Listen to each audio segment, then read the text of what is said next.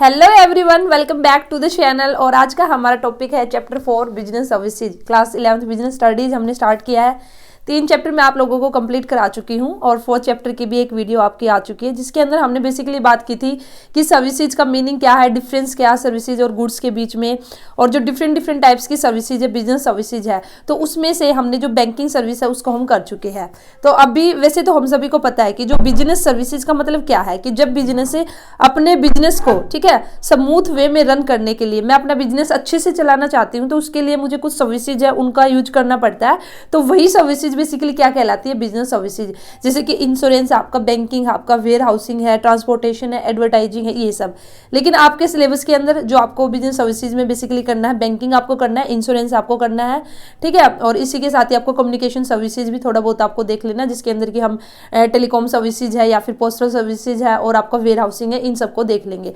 तो आज की वीडियो में हम करेंगे बेसिकली क्या, इंश्योरेंस से, ठीक है। और इसके ऊपर एक वीडियो और आएगी इस चैप्टर में। 3 वीडियो के अंदर आपके चैप्टर कंप्लीट होगा। थोड़ा सा लेंथी है ये चैप्टर, तो चलिए फिर स्टार्ट करते हैं आज की video.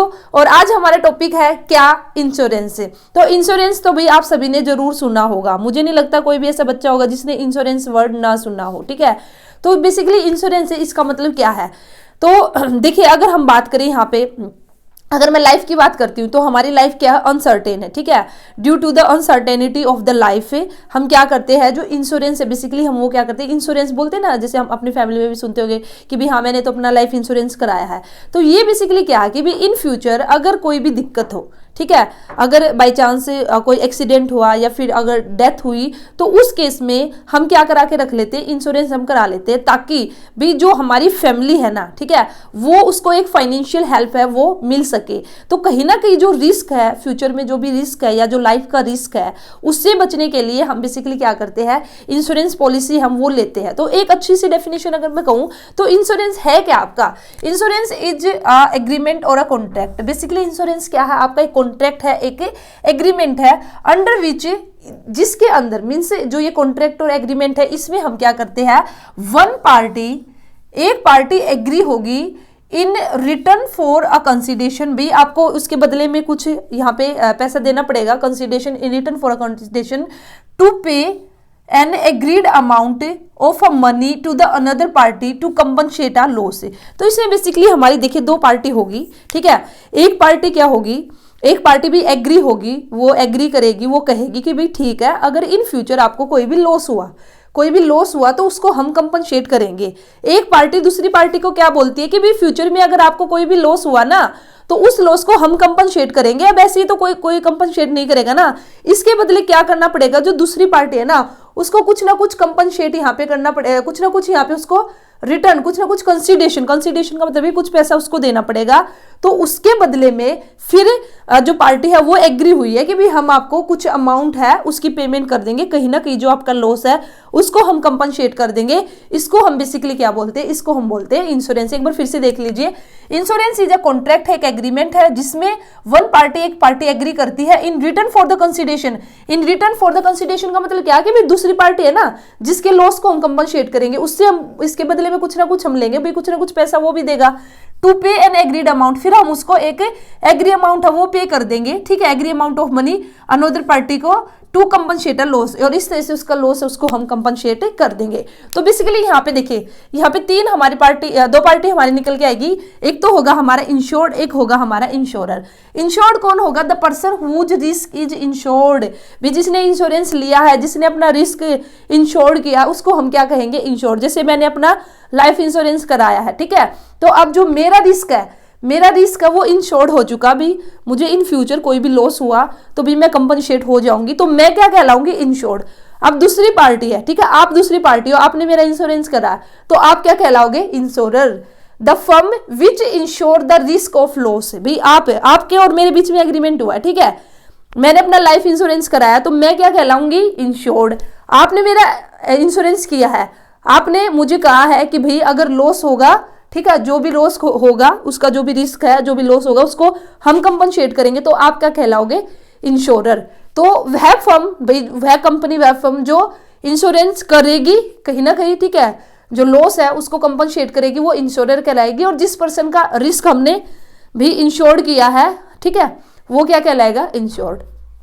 Policy the contract is put in writing. अभी जो ये कॉन्ट्रैक्ट किया है आपके और मेरे बीच में, जो ये कॉन्ट्रैक्ट हुआ है, तो अब ये कहीं ना कहीं भी राइटिंग में होगा, कुछ ना कुछ पेपर वर्क होगा। तो वही बेसिकली जो कॉन्ट्रैक्ट है, जब हमने उसको बिल्कुल अच्छे से राइटिंग में हमने उसको रख लिया है रिटर्न में, तो ये कॉन्ट्रैक्ट को इस तरह से जब हम राइटिंग में करेंगे, it is known as policy. तो उसको हम क्या बोल देंगे, ये है भाई एक इंश्योरेंस पॉलिसी। उम्मीद करती हूँ आपको समझ में आ रहा है, ठीक है। अब ये था भाई हमारा क्या, इंश्योरेंस है। अब हम बात करेंगे फंक्शन। इंश्योरेंस की क्या क्या फंक्शन है, क्या क्या काम करेगा। प्रोवाइडिंग द सर्टेनिटी, सीधी सी बात है भाई, अगर मैंने इंश्योरेंस कराया तो यहाँ पे सर्टेनिटी मुझे मिल चुकी है। अभी इन फ्यूचर अगर मुझे लॉस होगा तो भाई ये सर्टेन है कि भाई मेरा जो लॉस है वो क्या हो जाएगा, कंपनसेट हो जाएगा। तो फर्स्ट फंक्शन क्या है, प्रोवाइडिंग द सर्टेनिटी। सेकेंड है रिस्क शेयरिंग। देखिए भाई रिस्क तो यहाँ पे शेयर होगा।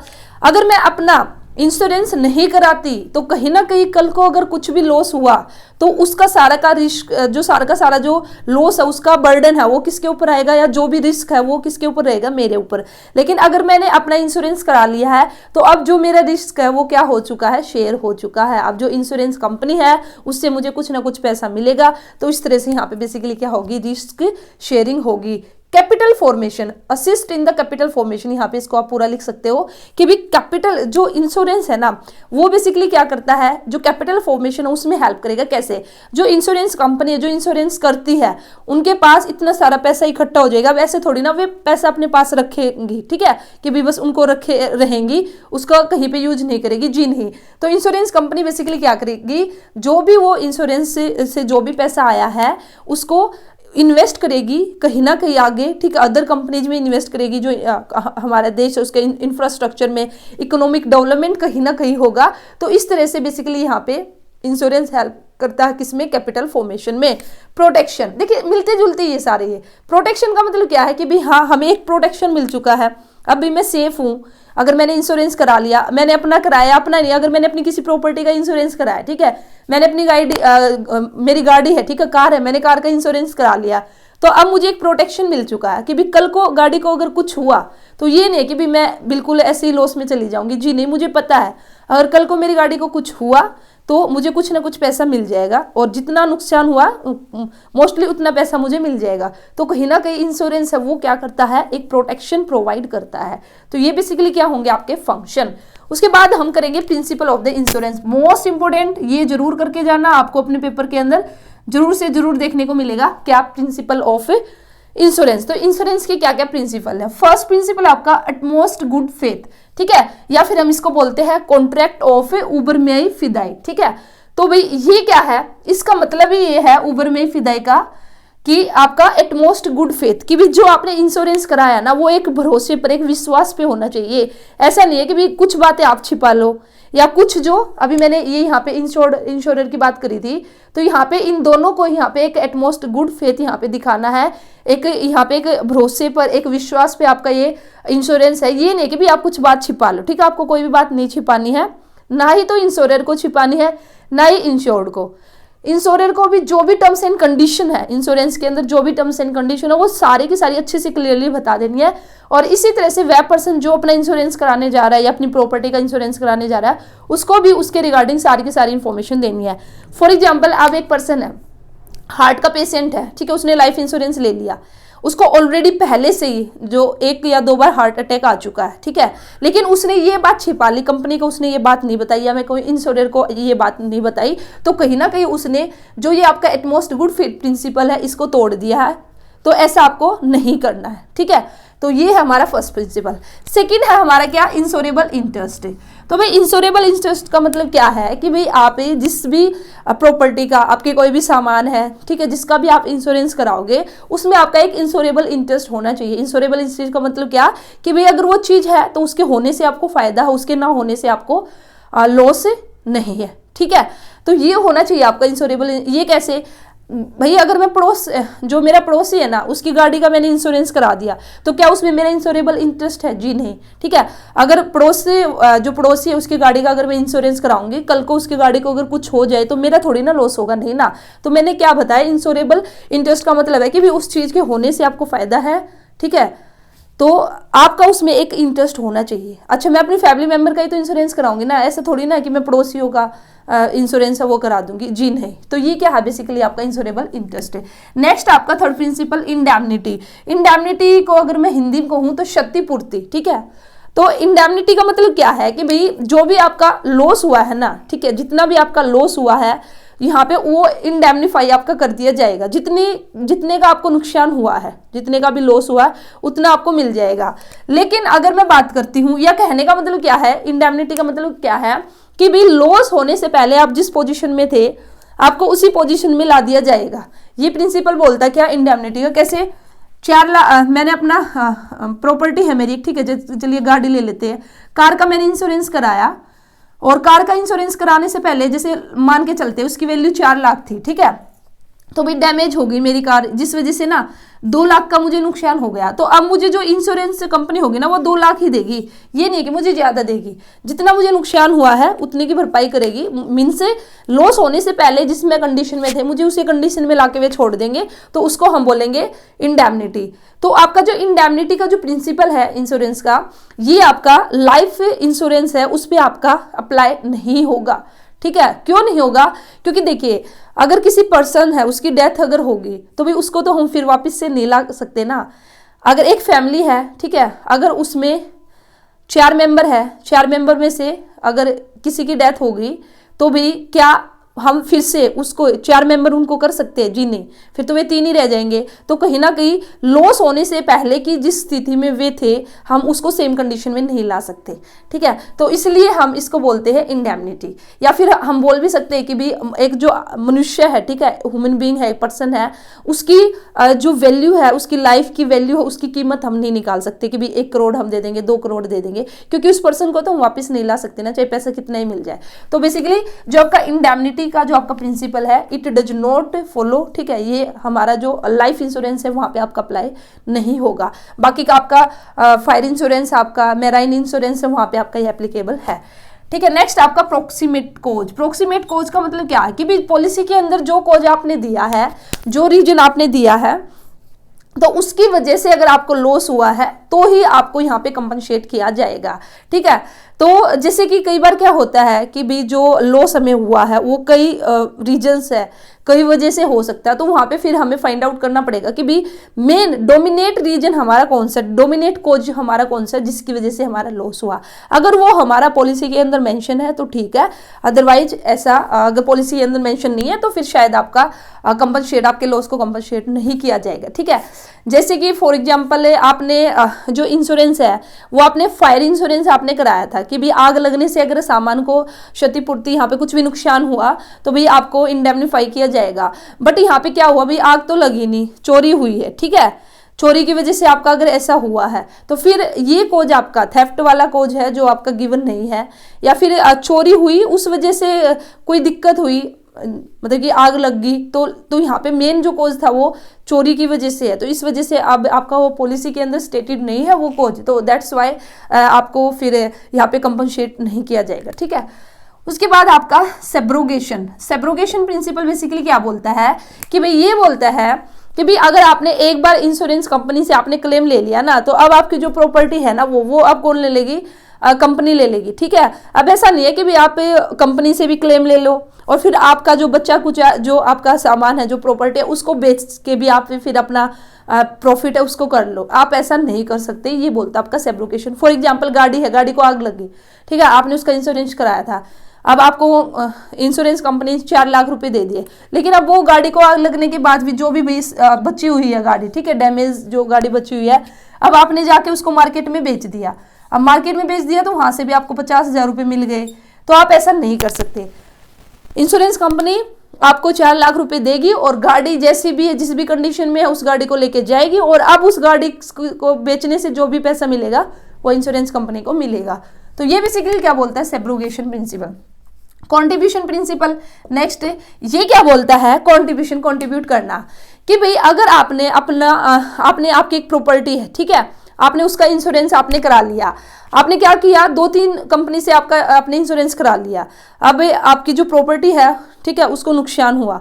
अब ऐसा नहीं है कि भाई आप अगर आपने 3 कंपनी से इंश्योरेंस कराया तो भी तीनों से आप पैसा लोगे, ठीक है, तीनों से पैसा लोगे इन द सेंस से भी पैसा तो आपको तीनों देंगे, बट आपको जितना आपका लॉस हुआ ना उसी के अकॉर्डिंग वे कंट्रीब्यूट करके देंगे। ऐसा नहीं है कि भाई जैसे आपको 2 लाख का आपका लॉस हुआ, ठीक है, और आपने 3 इंश्योरेंस कंपनी थी जिसके अंदर आपने अपना जो इंश्योरेंस है वो करा रखा था। अब ऐसा नहीं है कि भी तीनों से 2 लाख एक से ले लिए, 2 लाख एक से 2 एक, जी नहीं। अब ये तीनों कंपनी क्या करेगी, आपको कंट्रीब्यूट करेगी भी जिस रेशियो में आपने इंश्योरेंस लिया था उसी रेशियो में वहां से आपको कंट्रीब्यूशन के रूप में आपको मिल जाएगा। जैसे 2 लाख कैसे मिलेंगे कि भी एक कंपनी का से इंश्योरेंस आपने 1 लाख का ले रखा है, ठीक है, एक से आपने 50 का ले रखा, दूसरी से भी 50 का ले रखा है, तो इसी तरह से एक कंपनी आपको 1 लाख देगी, दूसरी आपको 50,000 देगी, तीसरी भी आपको 50,000 देगी। वो डिपेंड करेगा भी जब आपने इंश्योरेंस लिया क्या पॉलिसी है आपकी। लेकिन ऐसा नहीं है कि भी आप तीनों से अलग अलग लोगे, ठीक है। इसलिए आप अपना इंश्योरेंस कराओ तो ऐसा जरूरी नहीं है कि भी आप अलग अलग कंपनी में ये सोच के कराओ कि भी चलो मेरी एक गाड़ी है और उसका मैं अलग अलग कंपनी में इंश्योरेंस करा लेता हूँ और मुझे फायदा हो जाएगा। गाड़ी 2 लाख की जाएगी लेकिन पैसे मुझे 6 लाख मिलेंगे अगर मैंने 3 जगह इंश्योरेंस कराया, ठीक है। तो ये बोलता है कॉन्ट्रीब्यूशन। मिटिगेशन प्रिंसिपल आपका बेसिकली क्या बोलता है कि भाई आपको यहाँ पे कोशिश करनी है कि जो भी लॉस हुआ ना उसको मिनिमाइज करने की कोशिश करनी है। मिनिमाइज करने का मतलब क्या है कि भाई आपकी दुकान थी, ठीक है, दुकान आपने फायर इंश्योरेंस करा रखा था अपनी दुकान का, तो दुकान में आपकी आग लगी, आपने देखा जस्ट आग शुरू ही हुई थी, अगर आप चाहते ना तो 1 बकेट पानी भर के उसके ऊपर डालते ना तो आपकी जो आग है वो बुझ जाती। लेकिन आपने सोचा अरे नहीं लगने दे आग, ठीक है, मैंने तो इंश्योरेंस करा रखा, क्या दिक्कत है। ऐसा आपको नहीं करना। तो आपको कोशिश करनी है, मिटिगेशन में बोलता है कि जितना हो सके जो लॉस उसको मिनिमाइज करना है। अगर ऐसी सिचुएशन है कि भाई आपका डैमेज होने जा रहा है, आपने उस चीज का इंश्योरेंस करा रखा है, तो भाई आप उसको रोकने की कोशिश कीजिए, ठीक है। ये बोलता आपका क्या, मिटिगेशन। तो ये थे आपके प्रिंसिपल, मोस्ट इंपोर्टेंट है, आपके एग्जाम में जरूर आएंगे, तो इसको जरूर अच्छे से करके जाना। अब हम बात करेंगे टाइप्स ऑफ इंश्योरेंस की।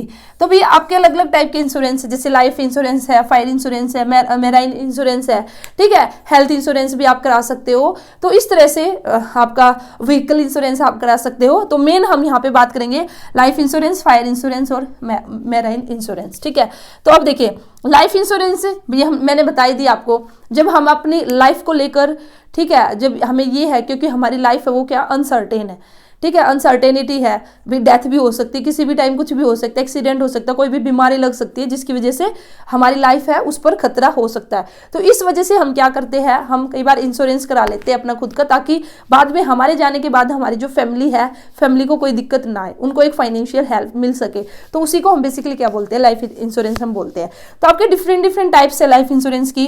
तो हम जो लाइफ इंश्योरेंस लेंगे वो अलग अलग तरह से ले सकते हैं, तो उसी पर अब हम डिस्कस करेंगे। फर्स्ट आपका होल लाइफ पॉलिसी, नाम से ही आइडिया हमें चल रहा है होल लाइफ पॉलिसी। यहाँ पे मैंने अपनी पूरी लाइफ के लिए यहाँ पे इंश्योरेंस मैंने कराया, मीन्स यहाँ पे जो पैसा मिलेगा वो मेरे मरने के बाद ही मिलेगा, ठीक है। तो पहले मुझे नहीं मिलेगा, पूरी मेरी फैमिली को ही कहीं ना कहीं यहाँ पे क्या होगा, पैसा मिलेगा। Whole life policy. Endowment life policy में क्या है कि भी एक सर्टेन एज के लिए मैं यहाँ पे फिक्स कर सकती हूँ कि भाई मुझे 50 साल तक मैंने अपना, जब तक मेरी एज 50 साल न हो जाएगी तब तक मैंने इंश्योरेंस करा दिया। जैसे ही 50 साल होगी या फिर अगर 50 साल से पहले भी अगर एक्सीडेंटली कुछ ऐसा हुआ तो मुझे पैसा मिलेगा, ठीक है। नहीं तो भी अगर 50 साल के बाद भी अगर मैं जी रही हूँ, ठीक है, तो फिर भी मुझे पैसा मिलेगा। तो ये क्या होगा, एंडोमेंट पॉलिसी। एन्युटी पॉलिसी का मतलब क्या है कि भी एन्युटी का मतलब यहाँ पे बेसिकली कई बार हम क्या करते हैं कि भी जैसे ही हमारी एक एज होगी, ठीक है, 50-60 साल तक तो हम कमाएंगे, लेकिन एक टाइम ऐसा आएगा कि भी जब हमें आराम से बैठकर खाने की जरूरत है, तो उस टाइम हम सोचते हैं कि भी पैसा कहाँ से आएगा। उस केस में हम एन्युटी पॉलिसी हम ले सकते हैं। वहाँ पे फिर एक एज के बाद वो हमारी एज जैसे फिक्स हो जाएगी, जैसे 60 साल के बाद 60 साल तक मैं प्रीमियम पे करूंगी और उसके बाद 60 साल के बाद मुझे हर महीने फिर कंपनी है वो मुझे पैसा देगी। पेंशन की तरह आप इसको देख सकते हो, जिस तरह से पेंशन आपकी मिलती है, ताकि उस टाइम में, ठीक है, जो बुजुर्ग लाइफ हमारी आएगी उस टाइम में हम अपना जो रहन सहन है, अपना खाना पीना उसको अच्छे से कर सके। तो वो हमारे किसके अंदर आएगा, एन्युटी पॉलिसी के अंदर है। चिल्ड्रन एंडोमेंट पॉलिसी, तो ये हमारा क्या है, तो ये अपने बच्चों के लिए, जैसे बच्चों की एजुकेशन के लिए हमने पॉलिसी ली है, जब उनके एक हायर एजुकेशन में जाएंगे, ठीक है, या शादी के लिए पॉलिसी ली बच्चों की, तो भाई उसको हम बेसिकली बोलते हैं चिल्ड्रन एंडोमेंट पॉलिसी, ठीक है। अब हमारा है मैराइन इंश्योरेंस से। तो मैराइन का मतलब क्या होगी, पानी से रिलेटेड, मतलब कि समुद्र यहाँ पे हमारा सी। तो जब हम जैसे हम अपना गुड्स है, ठीक है, जब हम उसको शिप के थ्रू अपना जो सामान है एक प्लेस से दूसरे प्लेस पे भेजते हैं, तो उस टाइम भी हम क्या करते हैं, इंश्योरेंस कराते हैं। तो वह बेसिकली हमारा क्या कहलाता है, मैराइन। तो भाई हम ऐसा क्यों करते हैं मैराइन इंश्योरेंस का रीजन किस वजह से, देखिए अगर हमने शिप के थ्रू है सामान को अगर हमने भेजा है, तो सी के अंदर जैसे हमारा सामान जाएगा, शिप लेके जाएगा, तो भाई कई सारे रिस्क है जो हो सकते हैं कि भाई हमारा शिप है वो किसी चट्टान से टकरा सकता है, ठीक है, या फिर जो समुद्री लुटेरे हैं वे क्या कर सकते हैं, हमला बोल सकते हैं शिप के ऊपर। तो इस तरह से कई सारे रीजन है जिस वजह से रिस्क हमारे यहाँ पे रहता है। तो उस रिस्क को कंपनसेट करने के लिए हम बेसिकली क्या करते हैं, मैराइन इंश्योरेंस है उसको हम लेते हैं। तो मैराइन इंश्योरेंस है ये भी आपका 3 तरह का है, शिप और हल इंश्योरेंस, कार्गो इंश्योरेंस और फ्रेट इंश्योरेंस। शिप और हल इंश्योरेंस का मतलब क्या, जब मैंने अपने पूरे जहाज का इंश्योरेंस मैंने करा लिया, क्योंकि जैसे कि मैंने आपको क्या बताया, अगर किसी चट्टान से मेरा जहाज टकराया, शिप अगर टकराया तो डैमेज हो जाएगा ना, तो उससे बचने के लिए हमारा क्या, हम क्या ले सकते हैं, शिप, या फिर हम इसको हल इंश्योरेंस, ठीक है। अगर हल इंश्योरेंस आ जाए तो ये समझना कि शिप ही है, एक ही बात है, तो हम ले सकते हैं। कार्गो इंश्योरेंस का मतलब क्या, कार्गो का मतलब बेसिकली गुड्स से, जो गुड्स हमारा उस शिप में जाएगा, तो कई बार हम जो गुड्स है उसका भी हम इंश्योरेंस कराते हैं, जो शिप के अंदर जो गुड्स गया, क्योंकि कई सारे रीजन हो सकते हैं, जैसे जो लुटेरे हैं, पायरेट्स है, समुद्री सी पायरेट्स है, वे क्या कर सकते हैं, हमारे सामान है उसको चोरी कर सकते हैं। तो उस केस में हम क्या करा सकते हैं, हमारा जो कार्गो इंश्योरेंस है उसको हम कराएंगे। एक हमारा फ्रेट इंश्योरेंस मीन्स किराया, ठीक है, जो हमें शिप का जो किराया देंगे, जो फ्रेट हम देंगे उसका इंश्योरेंस भी हम करा लेते हैं। ऐसे क्यों हम करते, देखिए कई बार क्या होगा, जो सामान है, ठीक है, सामान हमारा अगर लेट गया, तो वहाँ पे जो बायर होगा वो बोल सकता है, अभी जिसके पास हमने अपना सामान पहुंचाया, कि भाई तुमने तो लेट सामान दिया है तो मैं तुम्हारा किराया नहीं दूंगा, तुम अपना किराया अपना खुद से भरो, ठीक है। ऐसे कुछ भी कंडीशन यहाँ पे हो सकती है। या हमारा गुड्स हमारा डैमेज हो गया, तो उस केस में बोल सकते हैं कि सामान है वो आपने अच्छे से सामान को नहीं भेजा, ये तो जो गुड्स है वो पूरा डैमेज हो चुका है, तो भाई मैं किराया नहीं दूंगा। तो इसलिए हम इस रिस्क से बचने के लिए भी हम क्या करते हैं, जो फ्रेट इंश्योरेंस है वो हम करा लेते हैं, ठीक है। तो ये थे बेसिकली आपके मैराइन इंश्योरेंस की 3 टाइप्स है, शिप, कार्गो और फ्रेट। शिप का मतलब जहाज का इंश्योरेंस आपने करा लिया, कार्गो का मतलब कि सामान का करा लिया, और फ्रेट का मतलब आपको पता ही है जो किराया लगेगा उसका हमने इंश्योरेंस करा लिया। तो इस तरह से जो इंश्योरेंस है वो मैंने आप लोगों को कंप्लीट करा दिया। अब इसके अंदर हमारा जो कम्युनिकेशन सर्विसेज है उसको मैं नेक्स्ट वीडियो में कराऊंगी, ठीक है, जिसके अंदर पोस्टल सर्विसेज हम कर लेंगे, और ये जो और वेयर हाउसिंग, ठीक है। तो वेयर हाउसिंग कई स्कूल्स में तो आई थिंक आपका ये टॉपिक इसको छुड़ा देते, लेकिन अगर जिस स्कूल में अगर कराया होगा तो इंपॉर्टेंट वहाँ पे रहेगा आपका वेयर हाउसेज के टाइप्स ऑफ वेयर हाउसेज। तो ये सारा का सारा हम नेक्स्ट वीडियो में देखेंगे। तो ये था आज की वीडियो में, उम्मीद करती हूँ आपको बिल्कुल अच्छे से सब कुछ समझ में आया, और फिर भी अगर कुछ ना समझ में आया तो कमेंट सेक्शन में पूछ लेना, आप मैं रिप्लाई करने की पूरी कोशिश करूंगी। और वीडियो को लाइक करना, चैनल को सब्सक्राइब करना, और मेरे साथ अपना जो सिलेबस है उसको कंप्लीट कीजिए विद इन 25 डेज।